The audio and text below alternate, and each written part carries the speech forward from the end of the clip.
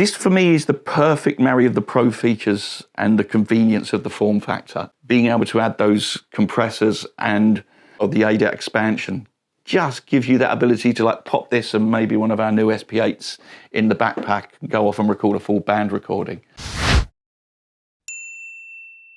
Hi, so I'm here at Studiospares today to talk to you about our latest release, the iD24.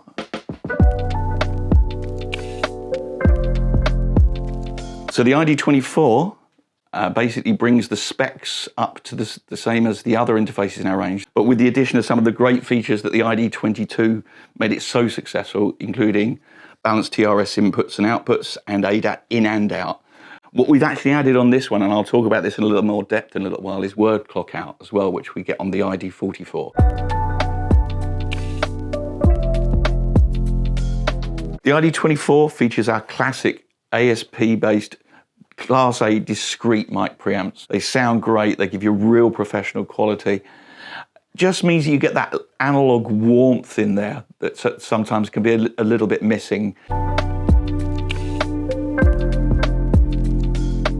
Having the insert send and returns, I could actually insert a stereo compressor across the mix at the same time. Because you've got the balanced insert points, we've got some very nice outboard behind me. You can plug in your lovely black line or bluey compressors and to put them across your vocal. Basically get a lot more character into the sound and get those real professional sounds. And these are proper, not a single insert jack, these are proper TRS balanced inserts and outputs for a real pro spec sound.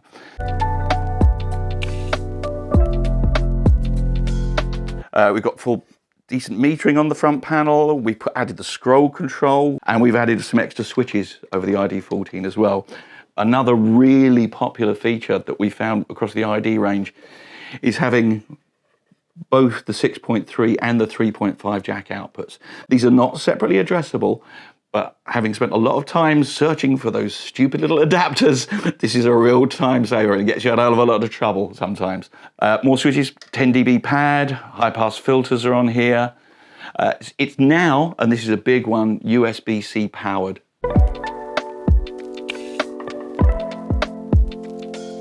We've also included FET DI.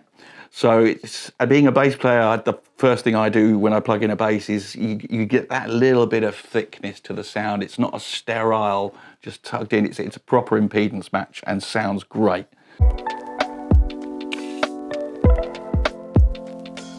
If you want to insert straight into the A to Ds, bypassing our mic pre's completely, then you can just go into the insert returns, which gets you straight in at sort of fully calibrated professional levels.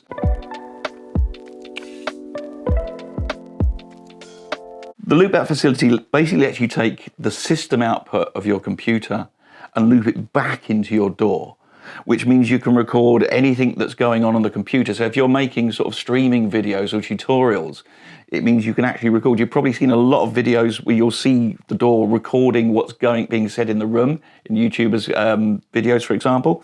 And it really means that you can capture everything in your DAW on separate tracks and go back and perform those edits in depth, rather than just have everything coming out of a single stream output and then not being able to demix it later. The ADAT in and outputs on the iD24 means it partners brilliantly with our recently introduced SP8, which means you can get like a 10 in with mic pre's and actually a 14 out system working. So you can set up lots of cue mixes for your performers. You can record your full drum kits. With the smart gain facilities of the Evo 16 or the SP8, it means you can actually set up a band recording really, really simply. The programmable function buttons can be assigned to various facilities, as for example mono or split switching between two pairs of speakers on the output. But you can also assign one as a talkback button. That means I can actually use any connected USB mic or indeed the system mic in my laptop as a talkback mic, and I can route that out to performers on the headphone outputs. The other thing we added is ScrollControl, which wasn't on the original iD22. Basically, you point, if you hit the ID button and point at anything on your screen, you can control it. Being a synthesist, I love controlling things like analog filters with this. You can actually go You've got to enable the automation record and just record a lovely big analog sweep down on any of your plugins. I'm a big fan of word clock. The ADAT clock sync is not always the most reliable thing in the world. Many products don't quite get that right, and you tend to get a little bit of jitter and things going on. So I would always advise using word clock wherever possible. Let's say you're the drummer and you've got everything set up and you are working with an 8-channel expander unit on the ADAT. Someone sends you a file, which they've done at 44.1, and your interface is set to clock externally at 48, you're going to end up with everything playing back at the wrong pitch. And that's when we start getting those nasty, nasty errors in our DAWs, like can't synchronize audio and MIDI, etc. So basically what happens if you've got word clock out connected to the expander, it lets you, the software, the file that you load will correct the sample rate.